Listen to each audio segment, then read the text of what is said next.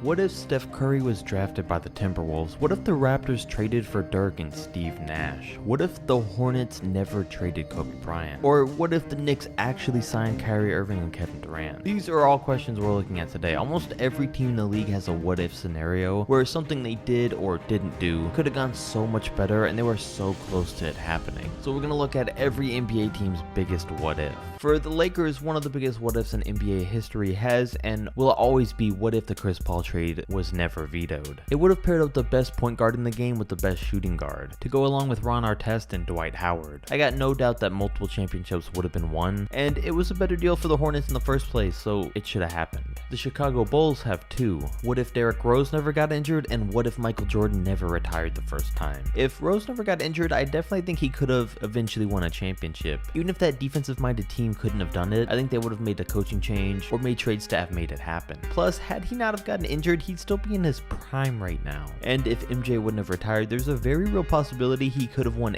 8 straight titles. But now we'll never know. I would say that the Orlando Magic's what if is, what if Shaq never left? How many championships could he have won alongside Penny Hardaway one day? Well, the answer to that is probably none, because the season after Shaq left was when Penny's injuries started. So Shaq really made the right move by leaving when he could in free agency. And we could say, well, what if Shaq never left and Penny never got injured? But that's just a little too much. The biggest from OKC is, of course, always going to be, what if they kept their big three together and never traded James Harden? Well, we never really knew the answer to that question, but over the years we've gotten to see glimpses of what could have been. When Russ and KD played alone together, Harden and Russ played together, and now KD and Harden are on the same team. Assuming OKC would have actually taken James off the bench, eventually it could have worked. KD and James are dominant now, and I even think adding Durant to that Houston team could have seen just as much success. But instead, the Thunder kept Ibaka. The Detroit Pistons haven't had a ton of success in their long history, but they probably would have had a bit more had Grant Hill not been clouded with injuries. They got him 3rd overall 4 years after their last NBA title in the 90s. I don't know that they would have won any titles with him, but they were pretty bad throughout the late 90s because their superstar player that they had hoped for just never panned out. For the Portland Trailblazers, oh, they have so many. It must be hard to be a Blazers fan. What if Brandon Roy, Bill Walton, or Greg Oden all stayed healthy? That could have been at least one championship, but there's also what if they would have drafted Kevin Durant or Michael Jordan instead of Oden and Sam Bowie. Then that definitely would have been multiple championships. The two what ifs for the Rockets are, of course, what if Chris Paul didn't get injured just in time for Game 6 at home against the Warriors, and what if T-Mac and Yao Ming never had injuries? There's really a good chance if that didn't happen to Chris, that they would have beat Golden State and become NBA champions, being the only team able to beat the Kevin Durant-led Warriors. As for T-Mac and Yao, well, the story of T-Mac's career is he was either always on a bad team or always injured, and Yao had a short career due to his inability to stay healthy. Houston had some nice rosters with him, but it seemed like one of them always got hurt just in time for the postseason, and McGrady never made it out of the first round. The only year the Rockets did, he had been sitting out the whole time, so it didn't count for him. For the Celtics, the biggest question they leave you with is what if Len Bias hadn't have passed away? Boston had just won their 3rd championship, and their last with Larry Bird, Kevin McHale, and Robert Parrish in 1986. Then just a couple of months later, they used the 2nd overall pick to select Len Bias, who some described as the next Michael Jordan. And if things hadn't have gone south, maybe he turns into an all-time great. Maybe the Celtics are even able to win another championship, and maybe he takes over after Larry Bird retires. But we also don't know, maybe he just would have turned into a bust. Infamously, the Minnesota Timberwolves had 2 opportunities to draft Steph Curry in 2009, and instead used them both to draft other point guards. Now this one's not like, oh, if the Wolves would have drafted him, they would have been so good, they could have won a championship. I don't know that they could have, because they suck. When I think of this one, I just think of it more along the lines of the fact that we would have never gotten to see him dominate in Golden State. And pretty much the same for the Hornets. If the Hornets hadn't have traded Kobe after drafting him, I don't think of it so much as, oh, what could Kobe have done for Charlotte? I'm more just thinking of the fact that we would have never gotten to see his Lakers career.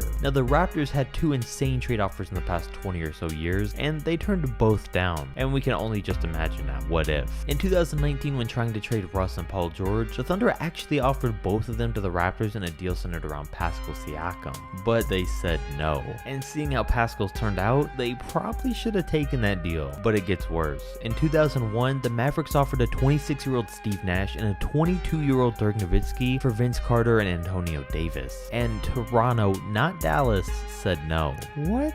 For the Warriors, Anyways, my personal biggest what if for this team is what if Kevin Durant never joined them. Steph Curry was on a tear before he got there. 2 straight MVPs, 73-9 season, then he kinda just took a backseat to Kevin and a lot of that steam went away. It was a little harder to come up with one for the New York Knicks though, but I'm gonna say that theirs is what if Kyrie and KD signed with the team. It was rumored to happen for nearly a year, then they got nothing. The same could be said about them getting the first overall pick to sign Zion too. Everyone said it was gonna happen, then it just didn't, and it was fun to watch. If there was ever a year the mid-2000s Indiana Pacers were gonna win it all, it would have been the 2004 and 5 season. A few of their players have said it, and the team that year was great, but the malice at the palace happened, and Ron Artest, who was at the top of his game, got suspended for the entire season, so they only made it to the second round. I'm not saying that they would have won it with him, I'm just saying now we don't know. For the Pelicans, I don't want to reuse the CP3 to the Lakers thing, but there really wasn't much else for them, and the veto in the first place didn't make sense. They got worse assets in the deal. I get they wanted a younger team and to rebuild, but Eric Gordon just wasn't it. A lot would have changed for the Pistons though if they would have made the clear choice of drafting Carmelo Anthony instead of Darko Milicic.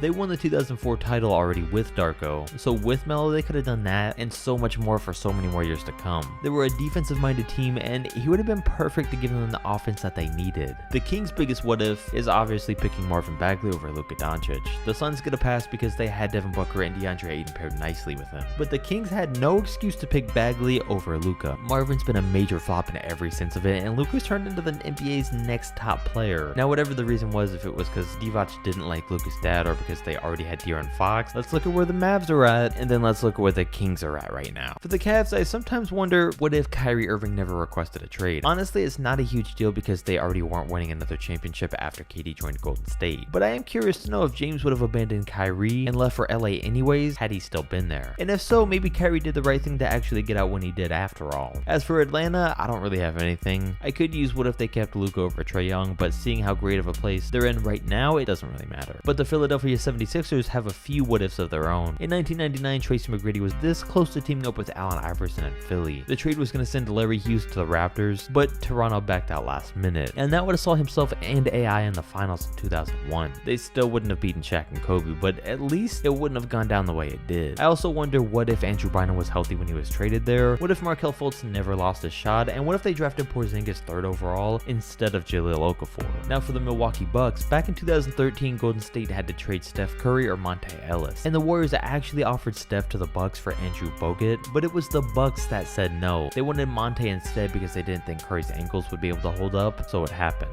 We can't even feel bad for Milwaukee here. Then soon after, it was reported that they fired their entire medical staff, and seeing how things turned out, they definitely should have. What if the Brooklyn Nets didn't ruin their future with the trade to the Celtics? Well, it sounds weird, but they were much better off that they did, because if they hadn't, they most likely wouldn't have ended up with the super team that they have today, and instead would be looking a lot like the Celtics with Jason Tatum and Jaylen Brown, because those were 2 of the picks that they traded away, so it's better for them this way. For the Washington Wizards, shortly before James Harden got traded to the Houston Rockets on the 2012 draft night, he instead was almost traded to Washington for their 3rd overall pick, aka Bradley Beal, and looking back, this would have been the dream scenario for OKC. In the original deal, they basically got nothing besides Steven Adams, but had they gotten Beal by 2017, when KD left, Beal would have been a very viable 3rd option, and had he been there, who knows, maybe Kevin never leaves, and even to this day with how well Beal's gotten, maybe they would have won a title on their own. If you're a Denver Nuggets fan, you can't help but wonder, what if we never traded Rudy Gobert and Donovan Mitchell? Denver's already the best young team in the NBA, but imagine if they added these 2 to the mix, but nope, they didn't, because instead traded them for Trey Lyles, Tyler Lydon, and Eric Green.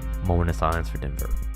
Now back in 2007, the Dallas Mavericks had a chance to acquire Kobe Bryant. It's very public by now that Bryant requested a trade that year, and with all the teams he almost ended up on, it's shocking that he actually stayed in LA. But that year, the Mavs and Lakers agreed to a trade of Kobe for Josh Howard, Jason Terry, and 1st round picks, but LA later backed out. Could you imagine Kobe and Dirk on the same team though? There's also a few good what ifs for the Clippers. They were so close to being great so many times. In 2019, Kawhi Leonard almost convinced Kyrie Irving to join him there, but instead he declined and Paul George joined instead. In 2011, they also could have drafted Kyrie, but they traded the pick in a deal to get Mo Williams earlier in the year. And in 2004, after his feud with Shaq, Kobe verbally agreed to sign with the Clippers until Jerry West talked him out of it at the last minute, telling him that he didn't want to play for Donald Sterling. Yeah, that hurts. For the Suns, it's obvious. What if Steve Nash never got suspended for just getting slammed into a wall by Robert Horry? He literally did nothing wrong and it cost them their best chance at an NBA title. It was their best team they they had during that run, and they were only a couple games away from the finals, but then Steve got suspended.